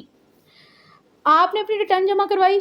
उसके बाद सेक्शन 120 के तहत आपकी असेसमेंट ऑटोमेटिकली तौर पर आ गई कि हाँ बिल्कुल सही असेस किया है। एफपीआर की अथॉरिटीज़ की तरफ से आपकी असेसमेंट को उन्होंने 120 के ऑर्डर के तहत कह दिया कि बिल्कुल सही असेस किया है, सही है, इतनी आपकी टैक्स लायबिलिटी बनती थी, इतने आपके एक्सपेंसेस थे। अब अगर आपको अपनी रिटर्न सबमिट करनी है, आपसे ब्लंडर हो गया है, तो अब इस सिचुएशन में जो सेक्शन 120 के असेसमेंट ऑर्डर के अंदर आपकी टैक्सेबल इनकम बनी थी, आप उस इनकम को बढ़ा के और जो लॉस आपने शो किया था उसको कम करके अपनी रिटर्न को रिवाइज कर सकते हैं। मतलब हम अपनी टैक्सेबल इनकम पर हम अगर आप बगैर कमिश्नर के अप्रूवल के अब अगर ये बड़ा इंपॉर्टेंट पॉइंट है कि 60 दिन गुजर गए, हम अब बगैर कमिश्नर के अप्रूवल के अपने रिटर्न को रिवाइज करना चाहते हैं, तो हमारे पास ये है कि भाई हम ये करेंगे कि हम अपनी टैक्सेबल इनकम को थोड़ा सा बढ़ा लेंगे और अपना लॉस जो हम लोगों ने शो किया हुआ था ना, उसे हमने जितना शो किया हुआ था उसे और कम कर लेंगे। इस तरह हमारी बेलाफाइड इंटेंशन शो नहीं हो रही, हमारी ये बोनाफाइड मिस्टेक शो होगी इस तरह करने से। क्योंकि अगर मैं ये करूँ कि भाई मैं अपना लॉस भी बढ़ा लूँ, तो इससे तो ये शो हो रहा है कि मैं बेलाफाइड इंटेंशन में जाल के करी हुई टैक्स लायबिलिटी कब बने। इसलिए हम ये करेंगे कि हम अपना लॉस कम कर लेंगे और अपनी टैक्सेबल इनकम को और ज़्यादा बढ़ा लेंगे। तो अब इस सिचुएशन के अंदर हमें बगैर कमिश्नर के अप्रूवल के 60 दिन के एक्सपायर होने के बाद भी अपनी रिटर्न रिवाइज कर सकते हैं। नेक्स्ट आ जाता है आप लोग के पास proviso also that the provider also that the commissioner shall grant approval in case of a bona fide omission or wrong statement। मतलब अगर bona fide intention के ही आपसे जाल जो है वो bona fidely मतलब जानबूझ के नहीं किया, गलती से आपसे मिस्टेक हो गई, तो इस सिचुएशन में कमिश्नर अप्रूवल ग्रांट कर देगा। सबसेक्शन 6 से नेक्स्ट है सबसेक्शन 6 से, जिसमें बताया गया है कि अगर आप अपनी जो रिवाइज रिटर्न सबमिट करवाते हो, अगर उसे कुछ डिफरेंट टाइम लिमिट्स में अगर आप सबमिट करवाने में अगर आपको थोड़ी बहुत देर हो जाए, तो उसके कंसिक्वेंसेस बेसिकली इसमें डिस्कस किए गए हैं। सबसेक्शन 6 से state that if a tax payer file a revise return voluntarily along with the deposit of the amount of tax short paid और amount of tax to be evaded along with the default surcharge. मतलब ये कह रहे हैं कि अगर एक person voluntary तौर पर बगैर कोई नोटिस आने से पहले अपनी रिटर्न को रिवाइज कर लेता है और उसके साथ जो भी उस पर टैक्स उस पर बनता था कि उसने पे नहीं किया हुआ, जो उसने कम पे किया हुआ था वो भी साथ में पे कर देता है, और इस लेट फाइलिंग के साथ में जो अब डिफॉल्ट सरचार्ज है यानी पेनल्टी उसे पड़ रही है वो भी अगर पे कर देता है, whenever it come to his notice before receipt of, मतलब सेक्शन 177 ऑडिट में उसका नाम सेलेक्ट होने से पहले और 122 सब सेक्शन 9 के तहत अमेंडेड असेसमेंट ऑर्डर आने से पहले जो है वो एफपीआर की तरफ से अगर ये बंदा अपनी वॉलंटरी तौर पर खुद ही रिटर्न रिवाइज कर लेता है, उस पर जो टैक्स लायबिलिटी जो उसने कम पे किया था साथ में वो पे कर देता है, साथ में डिफॉल्ट सरचार्ज भी पे कर देता है, तो इस केस में इस पर कोई पेनल्टी नहीं लगती। नेक्स्ट प्रोवाइजो ये है कि provided that in case a tax payer deposit the amount of tax as pointed out by the commissioner during the audit और before the issue of notice under subsection 9 of section 122। अब next proviso ये कहती है कि section 122 sub section 9 के notice के आने से पहले लेकिन ऑडिट में आपका नाम सेलेक्ट हो गया है, उसके बाद अगर एक बंदा अपनी जो है जो भी इस पर टैक्स डिफ़ॉल्ट था, shall deposit amount of tax to be very, मतलब जो इस पर टैक्स मतलब ये बताना चाह रहे हैं कि 122 सबसेक्शन 9 का नोटिस नहीं आया लेकिन ऑडिट में आपका नाम सेलेक्ट हो गया। अब अगर आप अपनी रिटर्न जमा करवा रहे हैं तो अब इस सिचुएशन में आपको क्या क्या पे करना पड़ेगा। इस सिचुएशन में जो टैक्स आप पर डिफ़ॉल्ट था वो पे करना पड़ेगा, डिफ़ॉल्ट चार्ज पे करना पड़ेगा, और इस ऑर्डिनेंस के अंदर जो ये लेट फाइलिंग पर आपके ऊपर अपनी जो है वो पेनल्टी लगी है उसका 25% देना पड़ेगा। नेक्स्ट प्रोवाइजर में ये बताया हुआ है कि अगर तो आपको 122 के सबसेक्शन 9 का नोटिस आ गया है, यानी कमिश्नर की तरफ से मैंडेट असेसमेंट ऑर्डर आ गया है आपको कि आपकी इतनी टैक्सेबल इनकम नहीं बनती थी, इतना आप पर टैक्स नहीं बनता था, आपने कम पे किया है, वो आपको आ गया है। और उसके बाद अब अगर आप अपनी रिटर्न रिवाइज कर रहे हो तो अब इस सिचुएशन के अंदर जो आपने पे करना है, जो आपने टैक्स बचाया था, जो आपने कम पे किया था, वो डिफ़ॉल्ट टैक्स डिफ़ॉल्ट सरचार्ज पे करना है, और जो इस ऑर्डिनेंस में आपके ऊपर पेनल्टी लगी हुई है उसका 50% फ़ाइन भी आपने पे करना है। तो अब इसके बाद जो ये जो सेक्शन 122 का सबसेक्शन 9 का नोटिस आपको आया ना, ये तब स्टैंड बेटर कि तब खत्म कंसीडर किया जाएगा, अदरवाइज़ ये खतरे की तलवार की तरह आपका सर लटकता रहेगा। अब सबसेक्शन 7 ये है कि एवरी रिटर्न सबसेक्शन 7 के अंदर ये चीज़ बताई गई है कि ये जो रिटर्न जो 16% है जो के ऊपर लॉ रिक्वायर करता है कि उन्होंने अपनी रिटर्न जमा करवा ली है, तो ये रिटर्न अपनी सबमिट करवाते हैं, उसकी क्या लीगल वैल्यू होती है, उसकी क्या एविडेंशियरी वैल्यू आप ये कह सकते हैं, उसकी ऑथेंटिसिटी क्या है लॉ में। तो कह रहे subsection 7 state that every return purporting to be made or signed by or on behalf of a person shall be treated as having been duly made by the person or with the person authority until the person prove the contrary। तो इसमें दो चीज़ें हैं, एक general rule exception. General rule ये कहता है कि जो भी ये रिटर्न जो बंदे ने पे की है ना, सबमिट की है, दी है, ये समझी जाएगी कि इसने खुद की है या इसके बिहाफ पे की गई है, इसको बाकायदा इसकी नॉलेज थी और ये कंसीडर की जाएगा कि ये इसी ने पे की है या इसकी अथॉरिटी के अंदर इसी ने सबमिट किया है, इसकी अथॉरिटी के अंदर किसी बंदे ने ये रिटर्न जमा करवाई है। एक्सेप्शन इसकी ये है कि अगर ये जब तक इसको इससे ऑपोजिट ये चीज़ साबित ना कर दे, यानी प्रिजम्पशन यही है कि यही समझा जाएगा कि जब एक बंदे की रिटर्न आती है ना, कि ये इस बंदे ने या तो खुद जमा करवाई है, खुद सबमिट की है, या इसके बिहाफ पे, इसकी अथॉरिटी पे, इसकी ऑथेंटिफिकेशन में किसी बंदे ने जमा की है, सबमिट की है। अगर ये कहता है कि ये मैंने नहीं की या मेरे बिहाफ पे नहीं हुई, तो इसके लिए इसे ये चीज़ साबित करनी पड़ेगी। तो ये थे टोटल सेक्शन 114, जिसमें टोटल 7 सब सेक्शन थे, 8 आइटम इसमें डिस्कस हुए थे, और आई होप ये सेक्शन लेक्चर जो है वो आपको समझ आ गया हो।